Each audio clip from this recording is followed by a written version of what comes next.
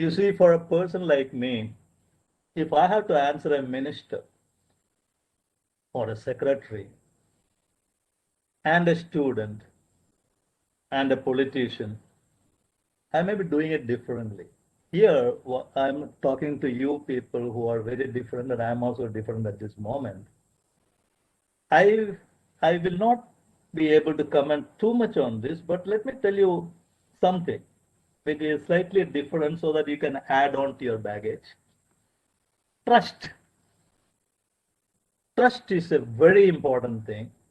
In other words, any country for which the art of war or art of intelligence or art of whatever it is or strategy invokes deception, please understand that is a sure side failure. Deception is the most dangerous thing which one should not play as a tactical ploy in an interaction, which can be between husband and wife to two heads of states. There's a book written by Ambassador Daniel Cox, Strange Democracies, that was in 90s, which explains how Nixon and Indira Gandhi behaved in a dinner just months before the war in Washington, D.C., in White House, wherever. I don't remember where it was. It's interesting. Then came Kissinger he came over and he came to India to sort out things and went to China. But he came actually to go to China. Now there is something wrong in it. Even, even a small child will not agree if you deceive it. So deception is what leads to trust. Now it is left to the Americans if they want to believe us. It is also left to us to believe them. But remember one thing, once you deceive somebody, whether it is a nation or an individual, it will be very difficult to get his trust back. He will not trust you. This is what happened to us in 1962. One of the reasons why we dislike China is we feel they are deceptive, they defraud, they're cheats. This is the same thing what we think of Americans. Or the world may think of Americans when they use the slang called ugly American or whatever it is. But then this is a human behavior pattern. Every human being in the world is exactly alike. It's only the situation which changes him, because if I'm the American president, I behave differently. If I'm an ambassador, Indian ambassador, I may behave differently. In fact, I've played many war games with the Americans. And in each of those war games, I have played different roles. This is role play. I have played as Chairman Joint Chief of Staff of the United States.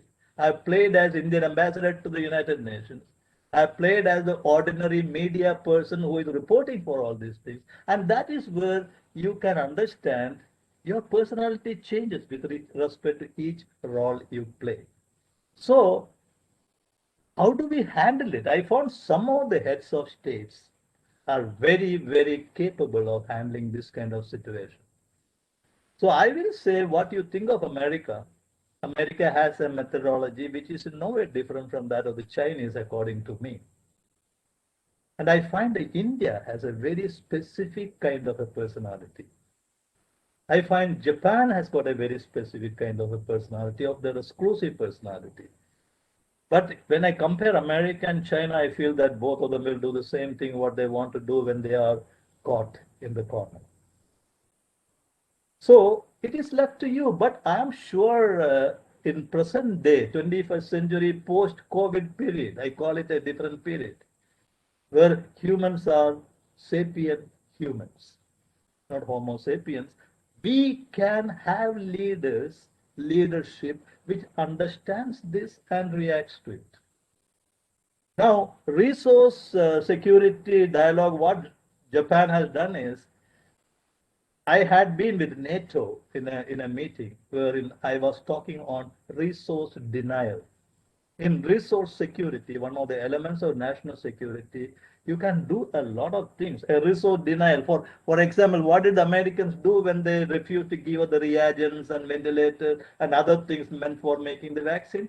They established resource denial principle. What does Americans do when they issue a sanction to Iran? It's a resource denial. Not only by themselves, by other people, the resource become the prime objective. Okay, forget about it. Normally what we do out at sea in a piracy case, we may block ships that is carrying acetyl anhydride, which is the key element for refining heroin from opium. You may have opium, but without acetyl anhydride, you cannot refine heroin. So what can I do? I can block those ships that is carrying acetyl anhydride, or I can tell the DEA of India or the NCB of India to block the roads where through which acetyl anhydride is going on. What is that? We are actually denying resource to the other party. It's okay in the name of crime prevention. But when you are going to block resources which is meant for creating a vaccine to save human lives, can we apply that method? Can a barber chop off your head just because you went for a haircut? So we got to understand this thing.